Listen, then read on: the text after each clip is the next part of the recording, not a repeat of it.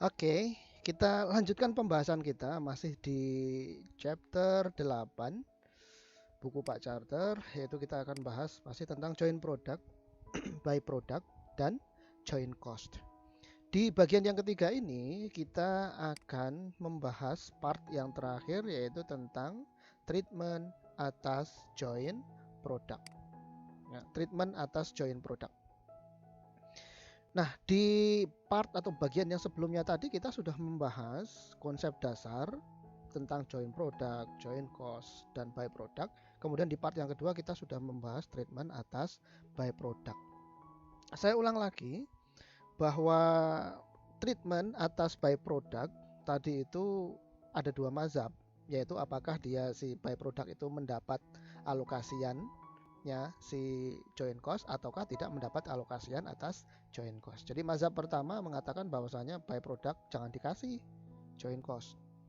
Mazhab yang kedua mengatakan bahwasanya oh ini joint cost harus sebagiannya dikasihkan ke si by product. Oke. Nah, kalau terkait dengan isu atau masalah utama atas treatment joint product, maka isunya bukan lagi tentang apakah harus dialokasikan joint cost-nya atau tidak. Ini karena jawabannya pasti joint product itu pasti harus dikasih alokasian atas joint cost. Ya, sekali lagi, main product atau joint product secara bersamaan gabungan dari main product itu semuanya harus mendapatkan alokasian atas joint cost, tidak boleh tidak. Nah, kemudian maka isu utamanya, masalah terbesarnya adalah lah terus cara untuk mengalokasikan atau membagi atau mendistribusikan total joint cost-nya itu ke masing-masing main product dalam joint product itu gimana caranya? Bagaimana caranya? Kan gitu. Nah, joint cost yang dialokasikan itu yang mana, Pak? Yang akan dialokasikan kepada joint product itu. Balik lagi ke treatment atas by product tadi. Misalkan nah, misalkan tadi contoh yang terakhir tadi di market value reversal cost method tadi. Di sini total production cost yang 160.000 ini merupakan joint cost, yaitu DM, DL, dan FOH mulai dari titik 0% sampai dengan split off point. Totalnya 160.000. Dan andaikan saja perusahaan ini bermazhab bahwasanya by product tidak boleh dikasih alokasian atas joint cost, maka yang akan dibagikan atau didistribusikan joint cost-nya akan didistribusikan kepada semua main product dalam joint product itu nilainya adalah 160.000. Ini yang akan dibagi kepada semua main product di joint product itu. Ini kalau dia menggunakan metode atau mazhab yang pertama bahwasannya si joint cost harus dialokasikan sebagiannya ke by product. Itu mazhab yang pertama. Nah, kemudian berikutnya kalau dia si perusahaan ini menggunakan mazhab yang kedua. Dia pakai mazhab yang kedua yang mengatakan bahwasannya si sebagian joint cost itu harus dialokasikan dong kepada si by product. Maka kemudian berapakah angkanya atau nilainya joint cost yang harus dibagikan kepada masing-masing joint product. Berapa angkanya? Angkanya yang ini. 155.750. Ini adalah joint cost yang murni. Tidak lagi ada bagian atau porsi dari joint cost punyanya si by product yang ini. Jadi beda ya. Ini pakai mazhab yang pertama, joint cost not allocated to by product. Nah, kemudian yang ini pakai mazhab yang kedua, joint cost some portion of joint cost should be allocated to by product. Jadi beda. Pak, berarti kalau perusahaan bermazhab bahwasanya joint cost itu tidak perlu, tidak boleh dialokasikan kepada by product, berarti langsung aja dong Pak, 160.000 itu dibagi. Iya. Nah Pak, kalau in case misalkan satu perusahaan itu dia punya menghasilkan dari joint production process, dia menghasilkan satu main product dan satu by product, sehingga tidak ada joint product karena hanya ada satu main product dan satu by product. Nah Pak, kalau seperti itu Pak, nah berarti angka 160.000, taruhlah angka 160.000 ini tadi, kalau perusahaannya itu menggunakan mazhab yang pertama, bahwasanya joint cost itu should not be allocated to by product, maka langsung aja dong Pak, berarti dia 160.000 itu punyanya si main product itu semua. Apakah begitu Pak? Jawabannya yes, definitely yes. Ya. Jadi seperti itu penjelasannya. Oke. Nah, sekarang kita balik lagi ke sini. Ya, kita balik lagi ke sini. Jadi sekali lagi saya ulang bahwa isu utama, ya, isu utama dari pembahasan mengenai treatment atas joint product itu adalah mengenai bagaimana mengalokasikan joint cost kepada masing-masing joint product. Nah, untuk mengalokasikan joint cost ke masing-masing joint product secara garis besar itu ada 3 metode atau ada 3 cara. Yang pertama namanya adalah market value method. Ya, market value method. Yang kedua metodenya disebut sebagai averaging method, metode rata-rata. Kemudian yang ketiga adalah quantitative method, metode kuantitatif. Nah, kita bahas sekarang, kita bahas satu persatu. Yang pertama terlebih dahulu, yaitu namanya adalah market value method. Nah, sesuai dengan namanya, berarti yang akan dijadikan dasar untuk mengalokasikan adalah harga pasar. Ya, harga pasar dari masing-masing joint product. Nah, yang akan dijadikan dasar harga pasar, ya, harga pasar itu harga pasar yang mana? Tentu saja adalah harga pasar dari real, nyata, atau bahasa ekonominya namanya quoted market price, ya, atau market value, quoted market value dari si produk tersebut. Jadi pasaran itu menghargai, market itu menghargai atas produk si joint product itu berapa dolar atau berapa rupiah. Itu nanti yang akan dijadikan dasar untuk mengalokasikan si joint cost. Itu kalau perusahaannya itu dijual at ultimate point. Nah, sekarang kita lihat bagan yang sudah saya buat ini ya. Di sini ada titik awal, kemudian di sini titik akhir. Ini atau ultimate point ya, ini ultimate point yang di sini ultimate point. Kemudian di tengah-tengah di sini ada split off point. Nah, kalau kita membahas joint cost kan tentunya area kita adalah area mulai dari titik sini 0% sampai ke split off point. Ini adalah pembahasan mengenai joint cost. Karena setelah split off point itu bukan joint cost. Namanya adalah sparable cost. Biaya yang sudah terpisah itu punyanya masing-masing produk. Oke. Nah, sekarang perhatikan di sini. Kita lihat di titik ultimate point. Kalau satu produk itu dijual at ultimate point, maka produk tersebut pasti sudah memiliki harga pasar. Dan harga pasarnya itu dengan mudah dapat diketahui. Sehingga sifatnya harga pasar di ultimate point di sini sifatnya itu adalah real, nyata. Sehingga tadi namanya adalah quoted market price atau quoted market value. Jadi market value ketika dia berada di sini sifatnya adalah real. Sehingga saya tulis di sini namanya adalah UMV, singkatan dari ultimate market value. Itu ketika berada di sini. Jadi kalau perusahaan itu terbiasa dan seumur-umur dia ngejual produknya itu ketika dia berada di ultimate point, atau dengan kata lain dia tidak pernah ngejual barang ketika dia berada di split off point, ya, maka dia pasti punya ultimate market value yang sifatnya nyata atau real, tetapi dia tidak punya Ya, tetapi ingat-ingat saya ulang, tetapi dia tidak akan punya market value di titik split off point. Kenapa? Karena dia tidak pernah ngejual barang pada saat berada di titik split off point. Dia selalu ngejual barangnya ketika barangnya berada di titik ultimate point. Nah, sementara di sini metodenya adalah market value method. Pak, lah tadi Bapak bilang di sini tidak ada market value-nya. Iya. Terus gimana dong Pak? Kan metodenya adalah market value method. Terus bagaimana? Ya, simpel saja. Market value-nya ketika dia berada di sini diada-adakan. Ya, diada-adakan. Loh Pak, diada-adakan kok bisa diada-adakan? Diada-adakan maksudnya seperti apa Pak? Bahwa kalau market value yang real itu kan berada di sini. Dan kemudian kita di sini perusahaannya butuh market value.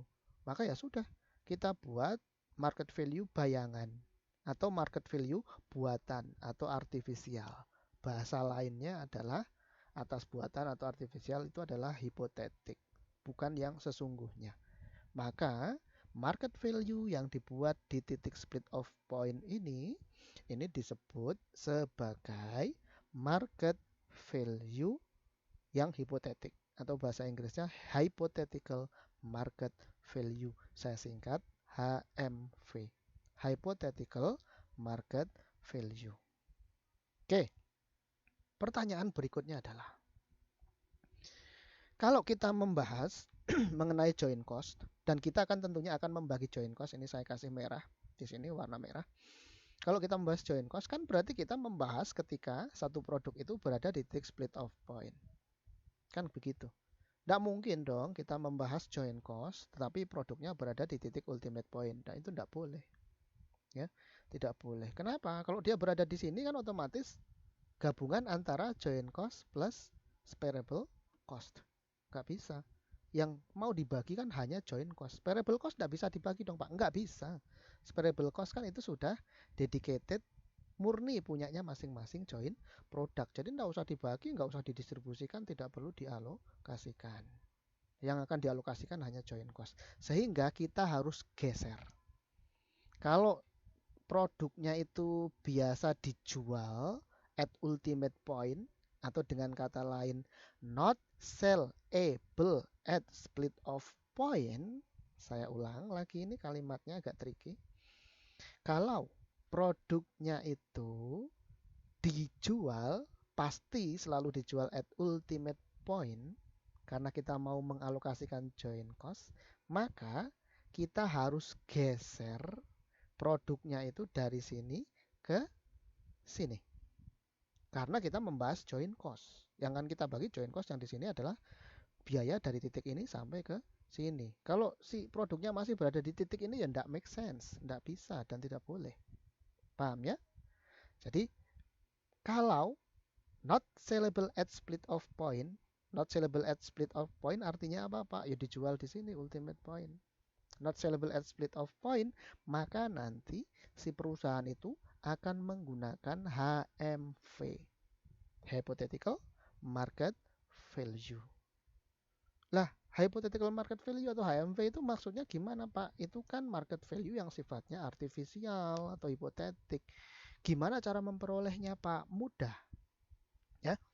Supaya produknya tuh berada di sini, otomatis kan produk yang awalnya dijual at ultimate point di sini harus digeser ke sini. Srut kan gitu. Pak, bagaimana cara menggesernya?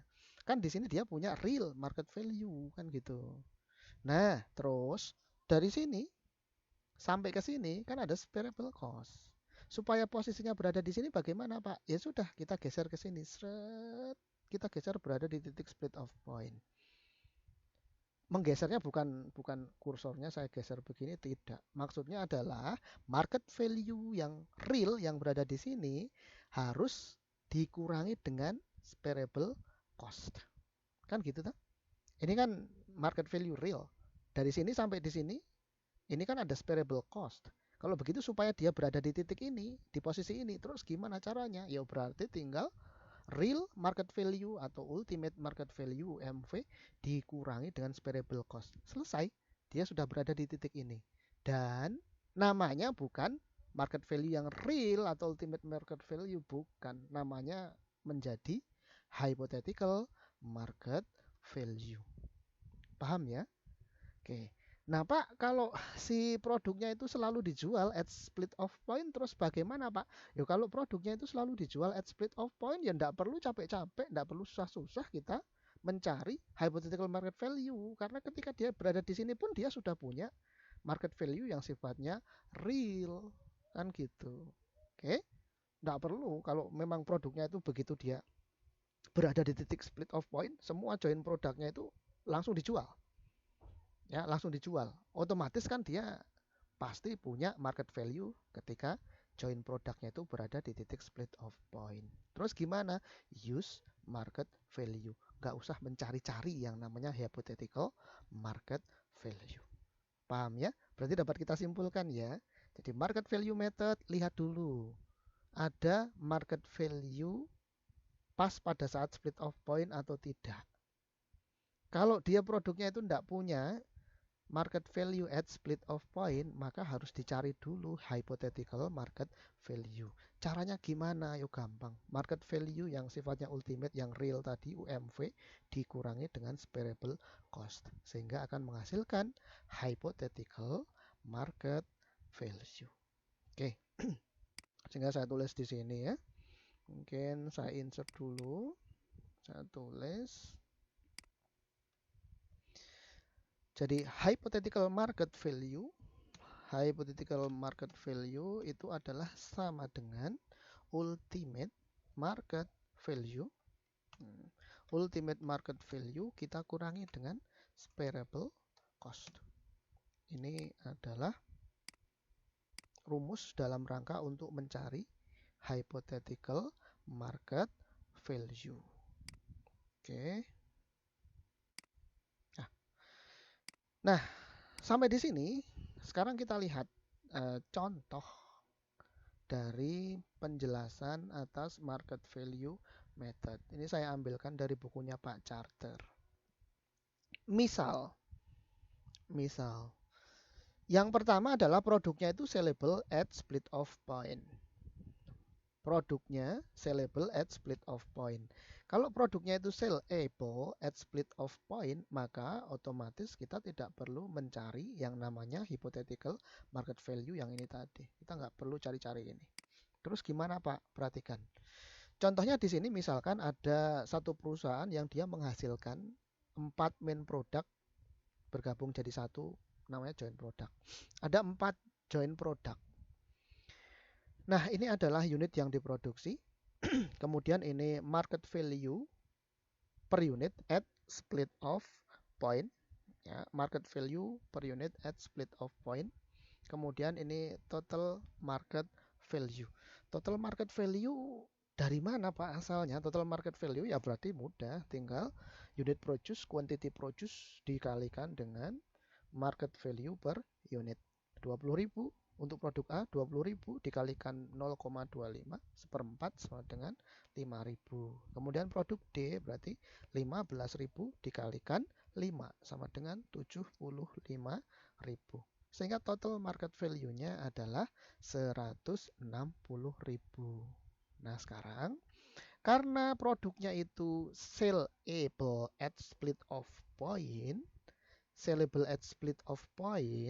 maka otomatis nilai ini 5.000 untuk produk A, 35.000 untuk produk C. Ini adalah market value yang sifatnya real. Atau dengan kata lain ini market value yang sudah ultimate ketika barangnya itu dijual. Ultimate market value. Ya, ini sifatnya udah real. Berarti gimana? Apakah kita butuh hipotetik buatan artifisial? Oh, enggak perlu. Langsung saja ini kita pakai. Jadi metode ini namanya adalah market value method. Artinya join cost yang totalnya 120.000 ini akan kita bagi ke produk A, B, C, dan D dengan berdasarkan kepada market value-nya masing-masing si join produk. Gimana Pak cara membaginya? Mudah. Misalkan produk A. Produk A, saya hitung ulang ya. A, B, C, D. Nah, ini A, A, B, C, D. Produk A bagaimana, Pak? Perhatikan, produk A adalah alokasiannya adalah sama dengan 5.000 ya. Porsi market value punyanya A totalnya kan 5.000. 5.000 dibagi atau per total ini 160.000 dikalikan dengan join cost yang mau kita bagi 120.000 sama dengan 3.750. Untuk yang katakanlah langsung saja ke sini ke yang D. D gimana, Pak? D adalah sama dengan 75.000 per total market value 160.000 kita kalikan dengan join cost-nya 120.000 sama dengan 56250.000. Oke. Nah, atau saya kerjakan semua. Berarti yang di sini untuk produk B adalah 45.000 per 160.000 dikalikan 120.000. Kemudian yang C adalah sama dengan 35.000 per 160.000 dikalikan 120.000 sama dengan 250. Ini kalau kita jumlahkan harus totalnya adalah 120.000. Oke, sudah sama ya. Yaitu 120.000 sama. Nih, sudah kita cek berarti sudah sama. Oke, ini market value method in case ketika produknya itu dijual pada saat dia berada di titik split off point. Nah, berikutnya bagaimana kalau si produknya itu tidak dijual at split off point? Artinya ada further production process, ada proses produksi lanjutan yang dilakukan setelah split off point. Bagaimana? Kita gunakan tadi bahwasanya kita harus mencari atau membuat market value artifisial. Maka caranya gimana? Ya tinggal ultimate market value kita kurangi dengan sparable cost. Misalkan contohnya di sini. Lagi-lagi ada 4 ya. Ada 4 produk. Ada 4 produk. A, B, C, dan D. Ini ultimate market value-nya adalah langsung saja ya. Yang A 10.000, B 75.000, C 45.000 dan D adalah 120.000. Ultimate market value-nya adalah 250.000. Samakah dengan yang di atasnya? Oh, lain, beda. Nah, join cost yang akan kita bagi adalah besarnya, nilainya adalah 120.000. Ini join cost yang mau kita bagi 120.000. Nah, bagaimanakah cara membaginya? Karena si produk ini tidak pernah dijual at split off point, dalam arti dia ngejualnya at ultimate point selalu, maka karena join cost itu areanya adalah antara titik 0% sampai dengan split off point, maka produknya ini, masing-masing produk ini harus kita geser posisinya dari UMV, kita geser posisinya ke at split off point. Sehingga kita harus mencari hypothetical market value. Hypothetical market value gimana? Nah, di sini sudah diketahui sparable cost-nya atau processing cost after split off. Nah, ini adalah sparable cost. Nah, maka untuk produk A, HMV-nya, hypothetical market value-nya adalah 10.000 dikurangi 2.000 sama dengan 8.000. Produk C 45.000 dikurangi 10.000 sama dengan 35.000. Maka singkat kata di sini total hypothetical market value-nya adalah 200.000. Nah, yang akan kita jadikan dasar, sekali lagi saya ulang, yang akan kita jadikan dasar untuk membagi join cost itu adalah HMV yang ini. Jangan sekali-kali in case not sellable at split off point atau dengan artian dia dijual at ultimate point, jangan sekali-kali kita langsung pakai UMV, Ultimate Market Value. Tidak boleh. Kenapa? Karena join cost adanya di split off point, bukan di ultimate point. Maka ini akan kita pakai sebagai dasar untuk membagi, mengalokasikan 120.000 ini ke masing-masing produk A, B, C, dan D. Caranya bagaimana? Sama seperti yang tadi caranya. Ke produk A, B, C, D. Ke produk A adalah sama dengan 8.000 per 200.000. Kita kalikan dengan 120.000. 4.800 sama. Kemudian ke B sama dengan 65.000 per 200.000 dikali 120.000 sama dengan 39.000. Yang C adalah 35.000, sorry, dibagi 200.000 kita kalikan 120.000. Kemudian yang D sama dengan 92.000 per 200.000 kita kali 120.000. Dan 55.200, totalnya harus 120.000. Oke, 120.000. Nah, ini adalah pembagian atas join cost. Jadi ini jawabannya. Ya, ini jawabannya, pembagian atas join cost. Kalau yang tadi jawabannya yang ini. Oh, sorry. Oke. Nah, kemudian kalau ditanya total production cost atau total manufacturing cost, maka ya kita harus tambahkan kembali atau add back to spareable cost untuk mendapatkan total manufacturing cost yang dikonsumsi oleh masing-masing produk.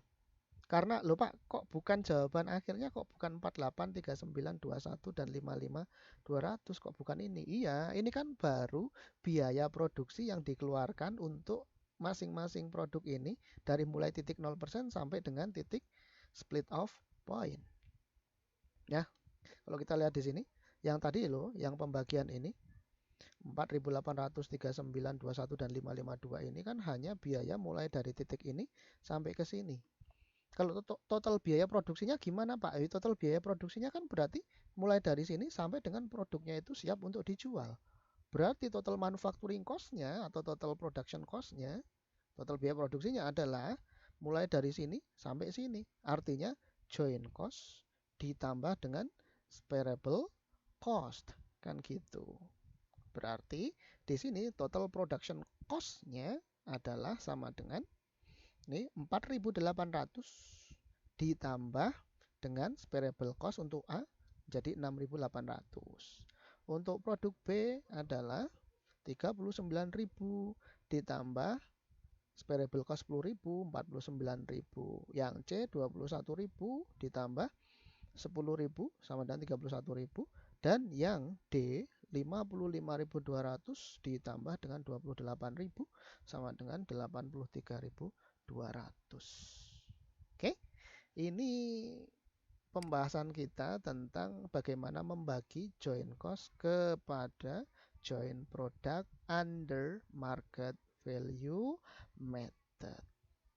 Nah, cukup panjang. Ini memang metode yang paling panjang.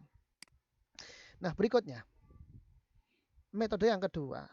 Metode yang kedua itu metode rata-rata, averaging method.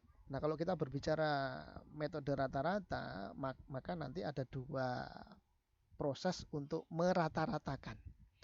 Yang pertama adalah simple average. Ya, ini yang rata-rata simple, rata-rata biasa saja. Yang kedua adalah weighted average atau bahasa Indonesianya adalah rata-rata tertimbang. Ya, rata-rata tertimbang. Jadi terserah mau pakai simple average ataukah weighted average. kalau pakai simple average itu mestinya bobot antara satu produk, satu join produk, satu main produk dengan main produk yang lainnya itu bobotnya sama. Sehingga cukup kita gunakan simple average. Tapi kalau bobotnya beda, misal ini main produk A itu bobotnya 2, sementara main produk B bobotnya 3. Nah, ini kan bobotnya tidak sama. Maka tidak semestinya kemudian menggunakan rata-rata yang biasa. Terus pakai apa dong? Pakai yang ini, rata-rata yang tertimbang, weighted average. Oke, contohnya bagaimana, Pak? Kita lihat contohnya. Saya ambilkan langsung contohnya dari Pak Charter. Kita lihat saja contoh di bukunya Pak Charter. Oke, perhatikan. Yang pertama adalah simple average. Ya, simple average. Ini contohnya dia masih bahwasanya join cost yang akan dialokasikan kepada 4 join produk A, B, C, D ini totalnya 120.000. Ya, 120.000. Dan kemudian averaging methodnya, simple average methodnya untuk contoh yang di sini ini menggunakan basis atau dasar berupa unit produce, kuantitas barang yang berhasil diproduksi. Dalam satu periode, misalkan si A ini perusahaan ini menghasilkan produk A sebanyak 20.000 unit, B 15.000 unit, C 10.000, dan pada periode itu si perusahaan ini menghasilkan produk D sebanyak 15.000 unit. Sehingga total jumlah unit barang yang diproduksi sepanjang periode adalah 60.000. Nah, inilah yang akan dijadikan basis atau dasar untuk kita mengalokasikan join cost 120.000 ini under simple average method. Gimana caranya, Pak? Oke, berarti untuk ke A adalah 20.000 per 60.000 atau sepertiga berarti ya. 20.000 per 60.000 dikalikan dengan 120.000 atau sepertiga kali 120.000 sama dengan 40.000. Yang B gimana, Pak? Yang B berarti 15.000 per 60.000 atau seperempat dikalikan 120.000 sama dengan 30.000. Ke D sama juga tentunya, yaitu 15.000 per 60.000 dikalikan 120.000 sama dengan 30.000. Yang C berapa, Pak? 10.000 per 60.000 dikalikan 120.000 atau seperenam kali 120.000 sama dengan 20.000. Simple. Ya, simple. Nah, ini dengan catatan kalau begini ini bobot produk A, B, C, dan D ini bobotnya setara atau sama. Jadi nggak masalah pakai simple average. Tidak ada masalah. Dan mudah bagi kita untuk membaginya kan. Oke. Itu kalau simple average method. Berikutnya bagaimana kalau dia tidak simple, bobotnya tidak setara, maka ya kita akan menggunakan weighted average method, metode rata-rata tertimbang. Metode rata-rata tertimbang. Ini contohnya di sini Pak Carter mengilustrasikan. For purpose of illustration, assume the weight factors. Di sini bobotnya adalah weight factors, faktor berat ya. Weight factor assigned to the four products in the previous example are as follows. Jadi produk A itu dia punya bobot 3 poin, produk B dia punya bobot 12 poin, C 13,5 poin, dan D-nya 15 poin. Maka kita nggak bisa nih kita pakai simple average method. Kenapa? Ya karena bobotnya ini, weight factors-nya ini tidak seimbang, tidak setara. Si A 3 poin, lihat perhatikan si D 15 poin, kan jauh. Ya, jauh. Ini tidak sama. Beda. Terus gimana dong? Ya kita gunakan weighted average. Gimana cara memperoleh weighted average-nya? Perhatikan di sini. Produk A, B, C, dan D. Produk A, unit produce-nya kan 20.000. Kalau tadi kita pakai rata-rata biasa, rata-rata sederhana atau simple, ya langsung ini kan tadi ya. Seperti A tadi 20.000 per 60.000 dikalikan 120.000 kan gitu.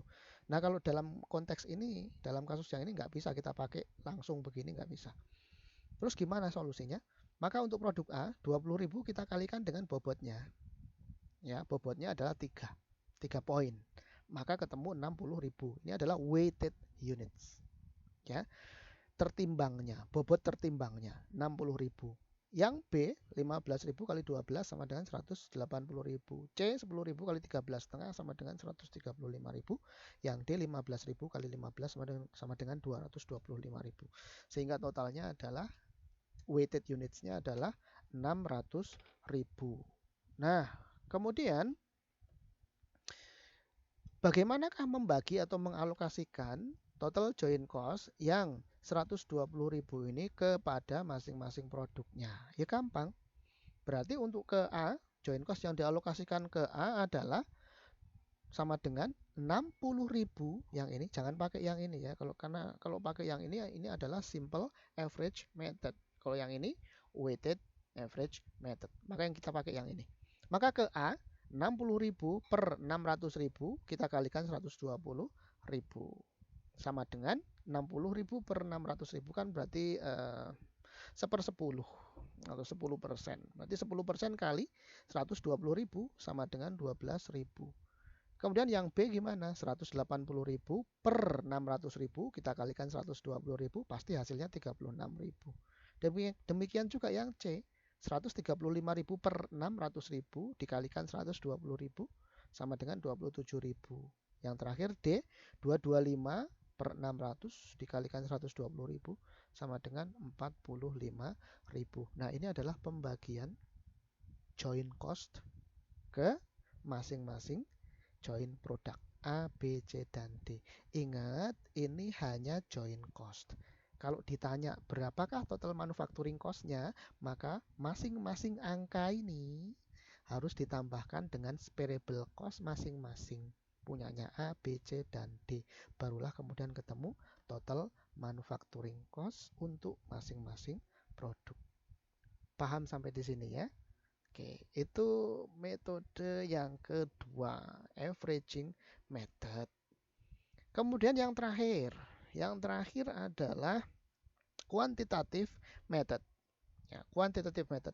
Nah, kalau kita berbicara quantitative method, metode kuantitas, maka logikanya adalah dasar atau basis bagi kita untuk membagi atau mengalokasikan joint cost-nya nanti akan didasarkan kepada physical measures, ukuran fisik.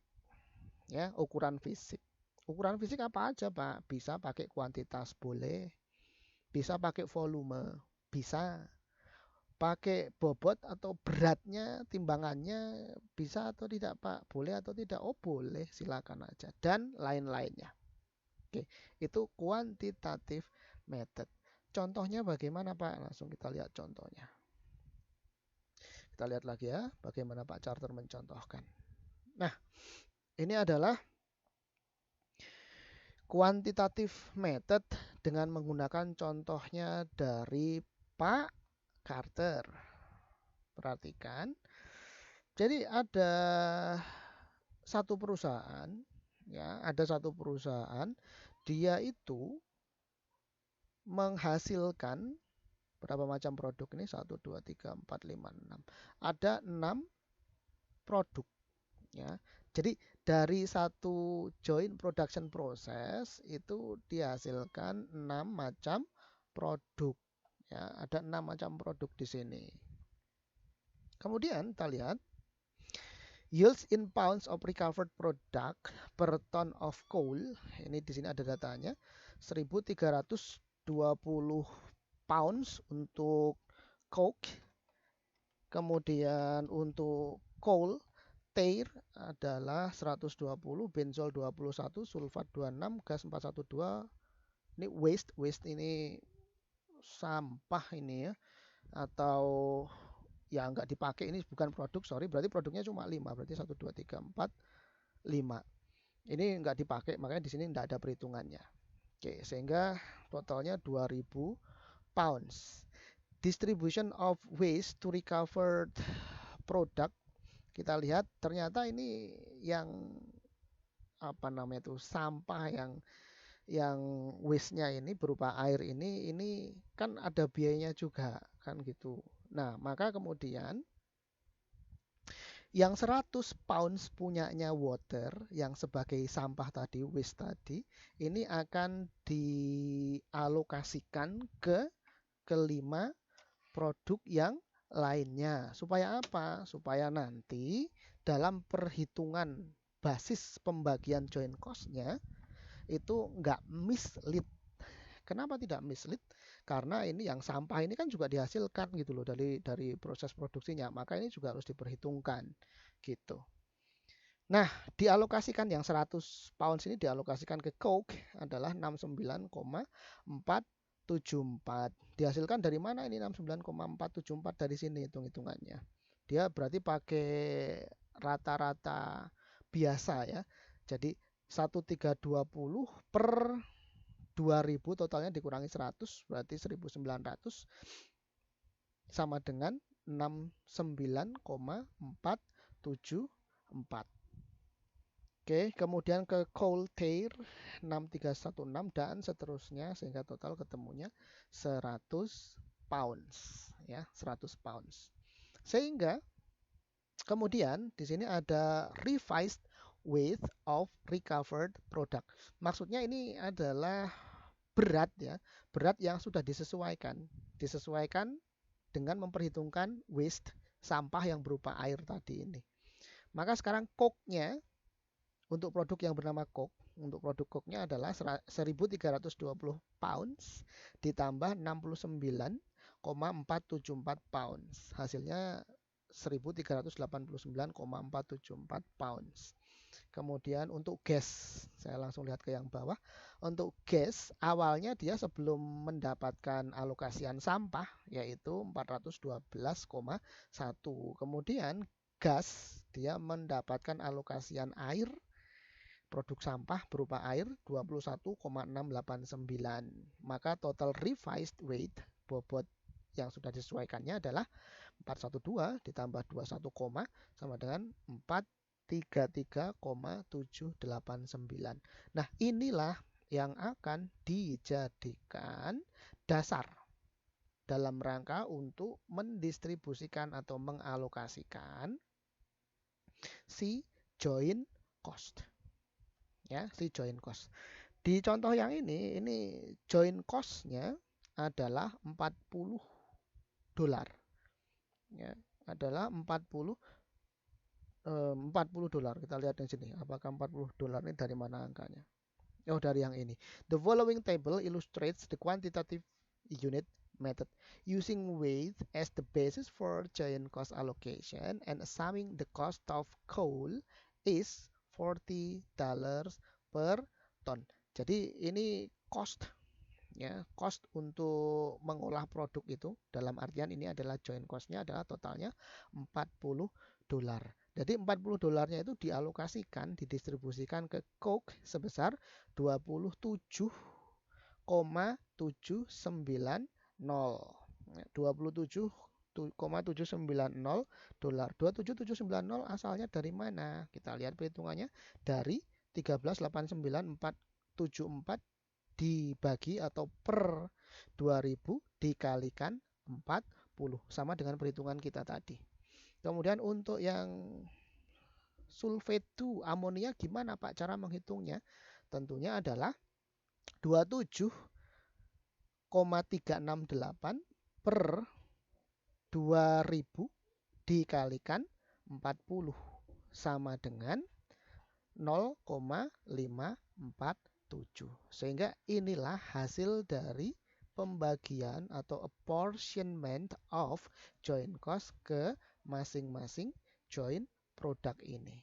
Jadi lupa ini kok nggak mendapatkan alokasian tadi si sampah berupa airnya. Yang ini air berupa air yang merupakan sampah ini kok nggak dapat alokasian? Ya iya. Karena ini apakah ini akan dijual? Oh tidak. Ya, air ini nggak akan dijual oleh si perusahaan ini. Makanya air ini, yang sampahnya ini, yang berupa air kan menyatu dengan coal, benzol, sulfat, amonia, gas, menyatu dengan air. Terus gimana ini dialokasikan? Ya, dialokasikan ke masing-masing produk yang akan dijual ini. Oke, jadi di sini yang sebagai dasar untuk mengalokasikan joint cost yang 40 dolar ini, yang ini dasarnya. Oke. Jadi itulah metode kuantitatif dalam rangka untuk mengalokasikan join cost ke join product. Oke, di sini sudah selesai. Berarti ada 3 metode, saya wrap up lagi. Yang pertama tadi adalah market value method. Perhatikan apakah dia sellable at split off point ataukah sellable at ultimate point. Kemudian yang kedua adalah metode rata-rata averaging method. Ada yang simple average dan ada yang weighted average. Dan yang ketiga adalah metode kuantitatif atau quantitative method. Ini menggunakan ukuran fisik. Ya, menggunakan ukuran fisik. Nah, dari sini dapat kita simpulkan dan saya wanti-wanti yang perlu diingat adalah bahwasanya, perhatikan yang ini, pengalokasian join cost itu harus dialokasikan pada saat berada di kondisi titik split off point. Ingat tadi bahwasanya join cost itu urusannya adalah mulai dari titik 0% sampai dengan split off point. Maka produknya harus digeser supaya dia berada di titik split off point. Barulah kemudian si join cost-nya bisa dialokasikan kepada masing-masing join produk. Ingat bahwa join cost posisinya berada pada titik 0% sampai dengan titik split off point saja. Join cost berbeda dengan variable cost. Nah, kalau total manufacturing cost itu adalah total join cost allocated, alokasian join cost ditambah dengan variable cost. Oke, itu saja berarti sudah selesai pembahasan kita tentang chapter 8 tentang join product, by product, dan join cost. Saya berharap kita dapat paham, punya gambaran yang lebih insight ya, insight knowledge about join product, join cost, and by product. Terima kasih atas perhatian kalian. Selamat sore. Assalamualaikum warahmatullahi wabarakatuh.